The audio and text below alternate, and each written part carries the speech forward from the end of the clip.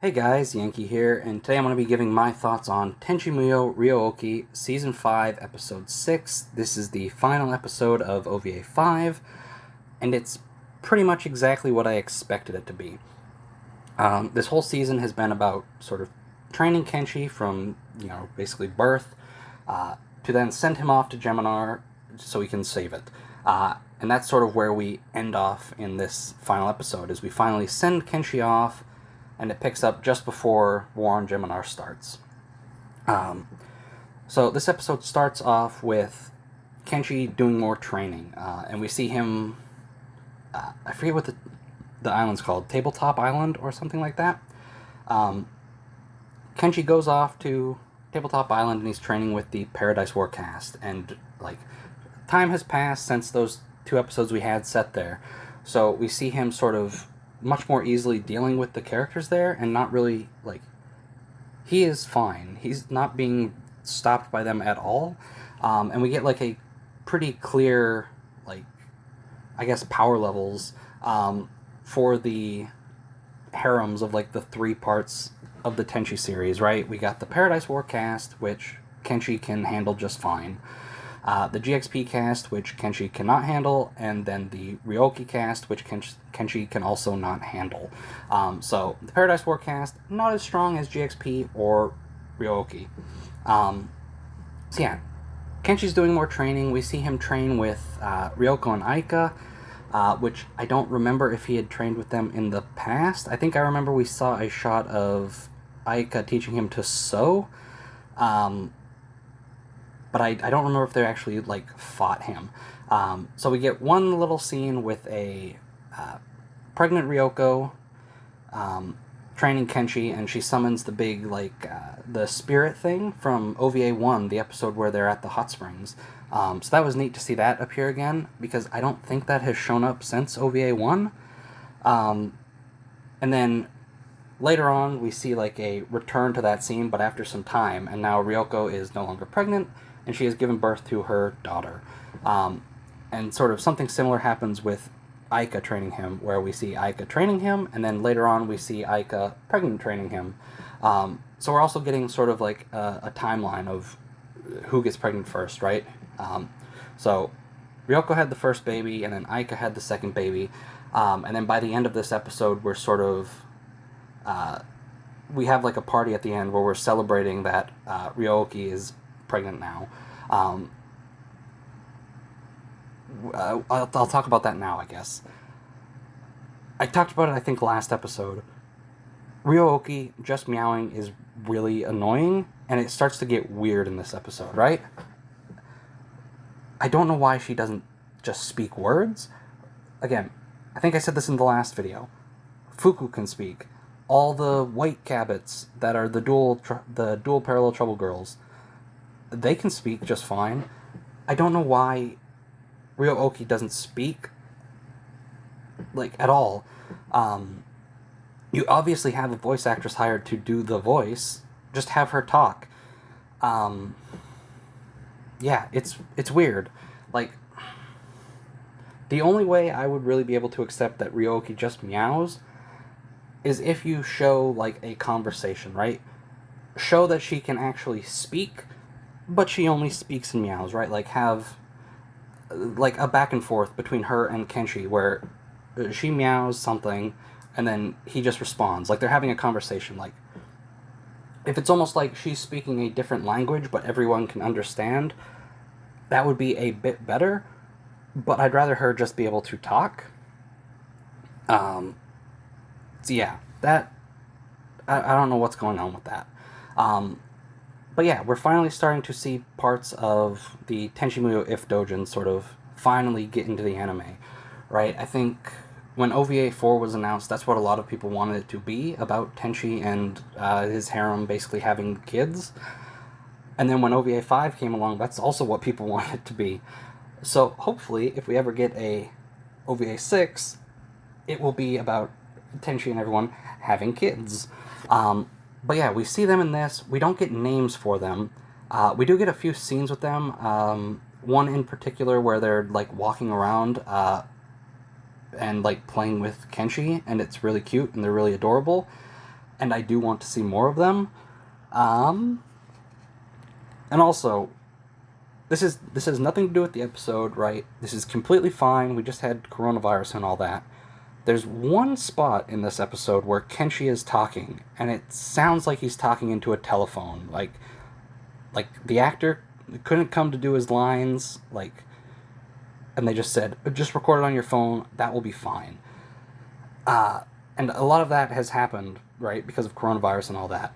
But it's the only, probably not even a minute, just one little bit that just sounds weird, which isn't, a big deal, but it stood out to me, and I wanted to mention it. So yeah, the first half was basically more Kenshi training, and the second half is sort of a celebration, right? Because they have a party for two reasons. Well, in my opinion, it's for two reasons. They say it is for Ryo-Ohki. They're celebrating that she's pregnant. But it also seems like it's kind of a party, like a send-off party almost for Kenshi. Because in this, Washu basically says that, hey, Gaia is about to be reborn on Geminar. Now would be the best time to do it. She almost slips up and says most fun. So she's obviously just having a good time with it. But also, oh boy, I don't know. I don't remember if they really explained it well. But basically, the Geminar is a different universe, I guess. And, at this moment, it would be the easiest time to send him as well. So Ryo-Ohki is obviously upset about that because her and Kenshi are basically best friends at this point. And then Tenchi also objects, but he eventually gives in after doing some, sparring with Kenshi and seeing that he's actually pretty strong. So then after that, Tenchi gives his okay. Ryo-Ohki just has to sort of deal with it, I guess. I don't think she ever gave her approval. And then we get the party where a bunch of people come over. They're celebrating that Ryo-Ohki is giving birth. And then after that, we see, Kenshi sleeping in his room, and basically everyone shows up. We've got, Tenchi and his harem, and, Rhea and Nobuyuki, and, oh boy, there's so many characters in this show. I can't remember their names off the top of my head. Tenchi's grandfather and Irie, and, a bunch of people are there in the room, and then everyone that couldn't be in the room is, on little monitors watching. And so basically everyone shows up to send Kenshi off. They've been spending all this time training him, and now it's basically time for him to go and essentially do the mission that he was born to do. Because I haven't watched War on Geminar in a long time, so I'm going to try and pull this from memory. Rhea is not a person. She is a magic crystal or an artificial person, made around a crystal or something. I remember there being a crystal because that's how what is the other one's name? I have it written down here. Nazai. That's how Nazai gets put into Light in War on Geminar, the crystal that sort of housed her consciousness or whatever. So Rhea is basically an automaton. She has a mission and she has to fulfill it, and they do a really good job of sort of showing that in this, where she doesn't really have at every opportunity where people are offering to maybe step in and just do the mission for her, she just flat out steps in and says, no, you can't do that. We can't do that. And then when Washu says we gotta send him off, Rhea is there to say, yeah, he has to go. It's time for him to go. But then at the end of the episode, after Kenshi is gone, we see, the bindings, and that look like the ones from War on Geminar when, oh boy, the big bad guy from War on Geminar tries to basically control Kenshi, because he is also, a creature that can be controlled, like an automaton, kind of. We see sort of, the things controlling her, making her, compelling her to send him away, disappear because her mission is done. And she just completely breaks down, and that's probably one of the best scenes in the episode, is sort of Rhea fulfills her mission, and then immediately she just feels the grief of having to send her son away. And she couldn't. I don't know if it was one of those things where she didn't feel it until the bindings were gone, or if she just couldn't express it. But it was a good scene. And I completely forgot what I was talking about before I went on that tangent. Party, sending Kenshi off. Okay. So everyone's in the room, gathered around, getting ready to send Kenshi off. And he's still unconscious. Nobody tells him that he has to be sent off. And they also don't tell him why he's being sent off. And that's sort of a point in War on Geminar where he just doesn't know how he got there and really wants to get back. But something that is brought up in this is sort of how Kenshi in War on Geminar didn't get, I forget what it was called, aho poisoning or whatever. They talk about how in War on Geminar you need the goddess's blessing so you can control the robots better or something.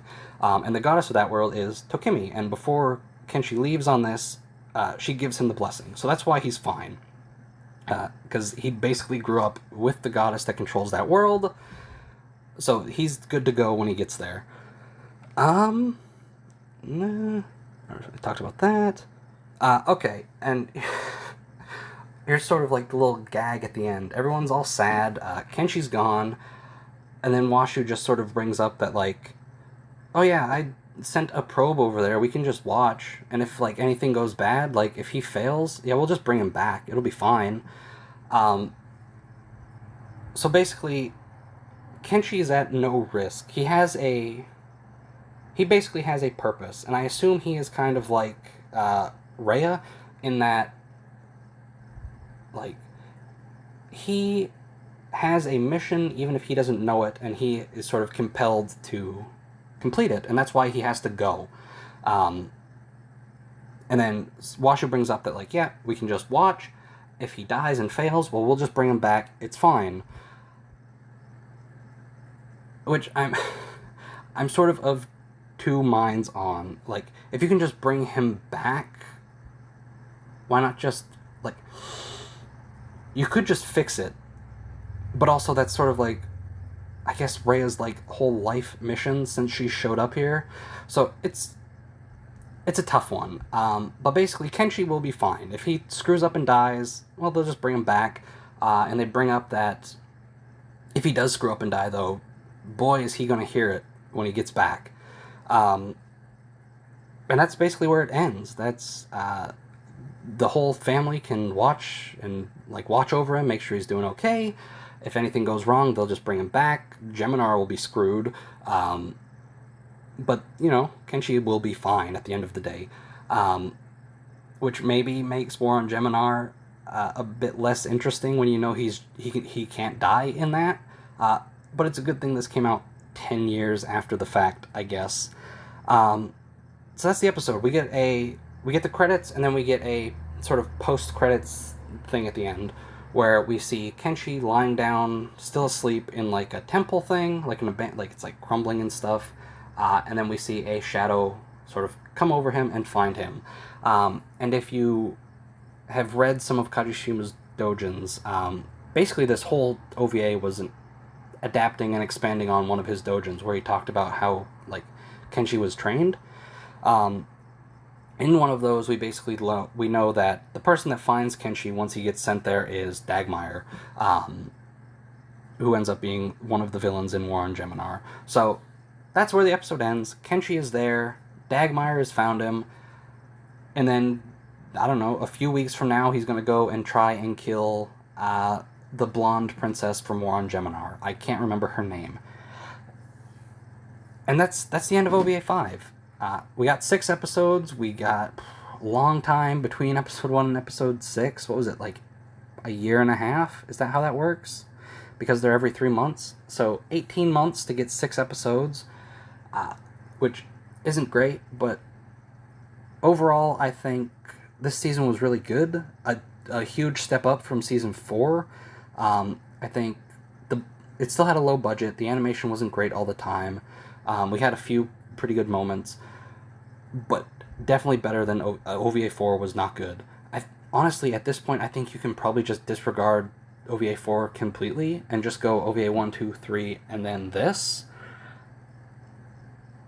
because I don't remember much about what happens in OVA 4 really. But yeah, budget wasn't great, but they made do with what they can. The story, it was a story at least. Had a beginning. Hey, Kenshi's born. We got to train him to send him off, and then they sent him off. If you don't like the extended family stuff, you don't care about the spin-offs, and you only want sort of Tenchi and his family and his harem, you probably won't like this season. I think at the end there will be bits that you like the previous episode with him finally essentially getting married to all of them and him starting to have kids with them in this episode.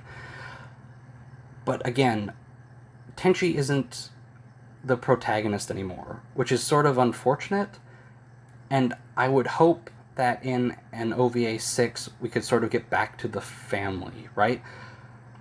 My sort of ideal OVA 6 would be something more like OVA 2, where it's just a slice of life show, but now we got the kids to sort of see it through, right? Tenchi's a god. You can't make a compelling thing with him. But you can have, like, the kids, and, like, you can get good stuff out of the girls, too, with seeing them be parents, right? Like, seeing Ryoko be a parent. Again, the Tenchi Muyo if dojins, there's a really good one. I don't remember which one it is. I don't remember if it's 4 or 5. I don't remember how many there even are. But there's one where basically we see Ryoko playing with them, and it's really good. Yeah, I just want more of that. I just don't want it to be the first handful of if dojins, which is like, here's like the whole life, not the whole life, but like from birth to adulthood of Tenchi's daughters and them marrying into Kenshi's family or whatever. I don't want that. I just want kids running around playing. That's what I want. And also, like, now with Toei owning a big part, like, I think they own 50% of all of AIC's IPs now. I don't even know what an OVA 6 would look like. I don't know if we'll get a bigger budget. I don't know if it's even possible now. Like, I assume it still is. Like, if AIC wants to do an OVA 6, they can. But yeah, like, interesting things. This was a good season, and I'm looking forward to seeing what happens in the future, because we got new people involved, far more successful people with Toei. So yeah, this season was good. I kind of want to go back and watch War on Geminar. I haven't watched that show in a while. And I kind of want to go back and watch the old OVAs too. But yeah, that's it. Oh boy, this video's long. Anyway, that's it. That's the season. It was really good. I liked it a lot. I know a lot of people probably won't, and that's fine. Anyway, that's going to do it for this episode. I'll see you guys next time.